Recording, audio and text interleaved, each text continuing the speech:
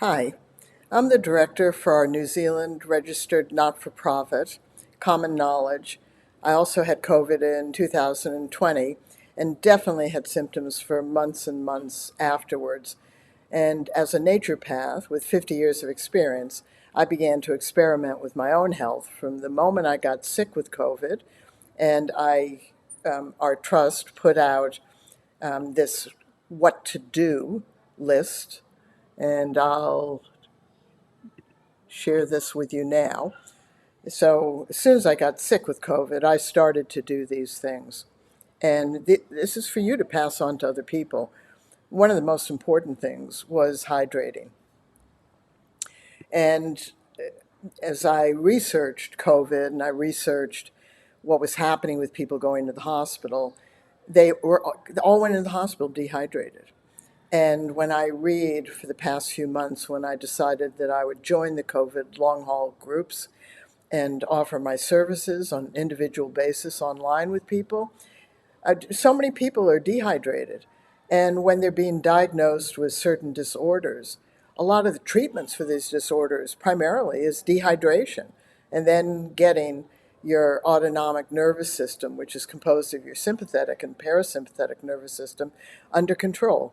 These are things that we can do for ourselves. Now, our not-for-profit Common Knowledge is based on a belief that you or I or any of us should use any and all healthcare systems that we want simultaneously. It's up to us. So it's not an either or. It's not alternative healthcare versus medical healthcare. The medical healthcare at the moment doesn't have a clue what to do. They've focused more on sort of not so much vaccines because we know that the mRNA aren't really vaccines. You can still catch it, you can still pass it on, but you're not likely to die and less likely to be hospitalized, which is a good thing. But the treatments, the early treatments particularly, even the self-help like these two pieces of paper, has not been the emphasis of the governments and the health departments around the world. I don't know why, and it's not my business to necessarily know why. So on this sheet, for instance, there are some exercises for your lungs. One's Chinese Shaolin, the other is done by some respiratory therapists in the UK. So hydration has not been talked about. Now, I'm going to tell you, this is I have a personal thing about this, okay? Do not buy oral rehydration because I have an issue with plastic use, right? So when you're buying one-off containers of electrolytes and drinking it, you're throwing out that plastic when you can very easily make your own. And the recipe is in the description here. Really, we have to really wake up, to this. I mean, honestly, I mean, so anyway, and you may be getting artificial ingredients and flavors, which your body is then having to metabolize out. So it's very easy to make an oral rehydration. Now, I got really clued into oral rehydration, as I say in the description, 50 years ago because I'm known in the pregnancy and childbirth world through our birthingbetter.org website and our online birthing classes. But in the 70s, there was a renewal for breastfeeding from formula. So I was formula fed after the war. Breastfeeding was going out of style. The idea was that you could more conveniently make up a bottle. And is it more convenient to make up a bottle of formula and have to wash that bottle and all those things? I don't know. This becomes a thing of buying electrolytes in plastic and throwing them out. But anyway, in the 70s and the 80s, there was a resurgence of breastfeeding, and good reason, because breastfeeding really is best. But a lot of women are very discouraged about breastfeeding because they feel they don't have sufficient milk. Now, there was the Leche League, and the Leche League gave very mixed messages about this, about whether you needed to hydrate or not. So what I did, just me, practical, was I would go and sit with a woman all day long and see what she did. I'd bring a book, or we'd watch TV, or we'd play a game, or we'd talk, or whatever. And I watched how she dealt with breastfeeding and this issue of drinking. Without a doubt, women are not hydrating when they're breastfeeding. They sit there with a cup over here with water, and they hold their baby all the time rather than putting them down, right? So they get glued to a sofa. They don't do anything. They get frustrated. They take a sip of water every once in a while. As soon as the baby moves, they try to latch it onto the breast, which is often unsuccessful because movement doesn't indicate hunger. This is hunger. That's hunger in a newborn baby. That's the message they give. So everything was out of kilter. And you would feel a woman's breast, and they didn't feel full, and she didn't have sufficient milk. So then we started to play around with hydration and also not putting the baby to the breast all the time. And we've discovered a very simple way to make oral rehydration. And we do it whether we're sick, whether we're breastfeeding, whether we've been at the beach all day, whatever. And we do it with our children as well as ourselves. We're 87% water. Don't you think we need more? Where are we getting it from? So we have to drink fluids. Sipping doesn't hydrate you. In fact, one of my trivia bits of information was some guy talking about somebody in a desert, and they had 2 quarts of water. What was the best way to consume it? Most people thought sip a little at a time and let it go over a long period of time. And he said, no, metabolically, it's better to drink that 1 quart because that's what your body needs. So if you put these pieces together, then you need to drink. And I found when that my lips are dry at all, my mouth feels dry at all, that's an indication, that's a message that my body. You can also pull up your skin if it stays up.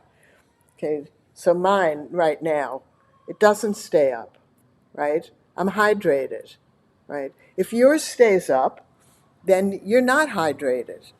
And so I experimented with myself. What did drinking mean? It didn't mean gulping, it meant a swallow. So I swallowed and I counted. No kidding. I counted 1, 2, 3, 4, and I tend to get to about 15. And then my tummy just goes, that's enough. And I put it down.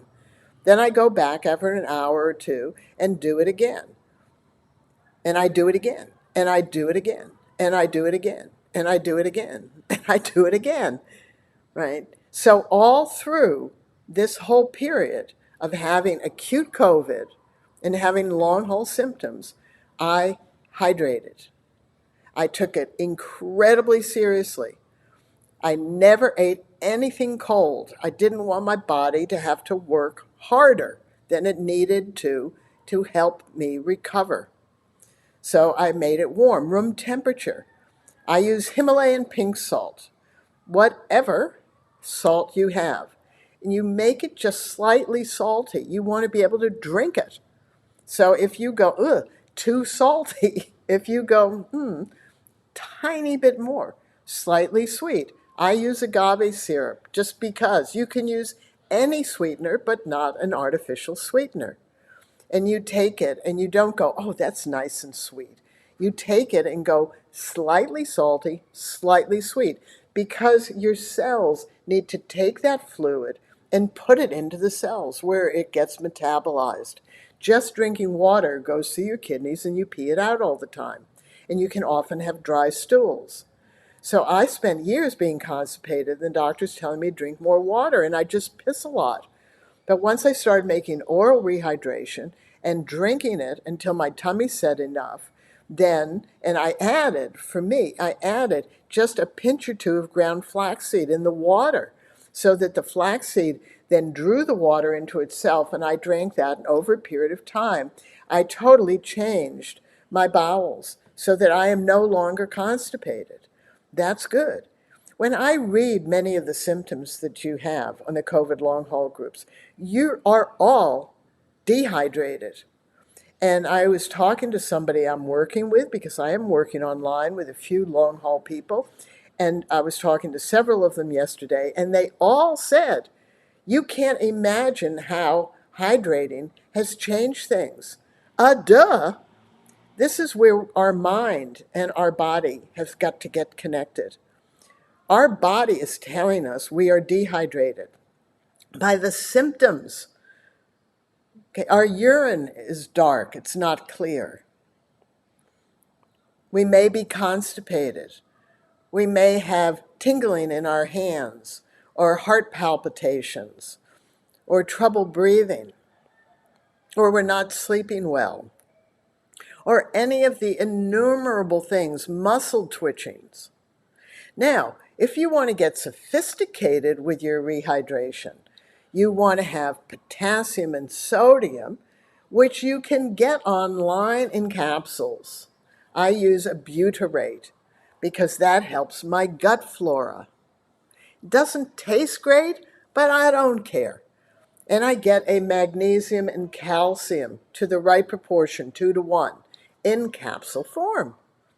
And then I open up the capsules and I put 1/3 of the capsule in each quart or liter, because the sodium and the potassium puts the water in and out of your cells in the right balance, which is essential. And the magnesium and the calcium puts the fluid into your muscles in the right balance, so that muscle cramping, muscle twitching, tingling, and all of those things can be helped. Another thing is, we know from COVID that we can get micro blood clots. If we aren't hydrating our blood, because milk is made from blood, and everything is in our bloodstream and in our cells that are out of our bloodstream. So we have to hydrate well, and we have to do it every day. We have to do it persistently, and we have to do it for a purpose. It's our health, honestly. So please get on board with hydration. Mix it up yourself. This takes no amount of time. And then drink it. Honestly, it's going to take you 2 to 3 days to begin to hydrate. And then don't stop. Are there days that I miss out? Yes, I do. Do I beat myself? No, I don't. Do I pick it up again? Yes, I do. Do I miss some days? Once again. Do I beat myself? No, I don't. So don't get into a habit that says, oh, I've done it for a few days, and then you stop. That's fine. But then you stop. That's not fine. Stopping is fine because your body says at the moment, I'm hydrated. And so you stop for a day or two, and then you start again. This is how life is. So, do I sound like I'm screaming down the line at you? I hope not. But I have to make a point, because many of you are sick because you don't know this. And you absolutely must hydrate. Okay? So thanks very much for listening, and pass this on. And subscribe to our YouTube channel. And if you know people who are pregnant, let them know about the work that we do. So thanks very much, and I'll do more of these again.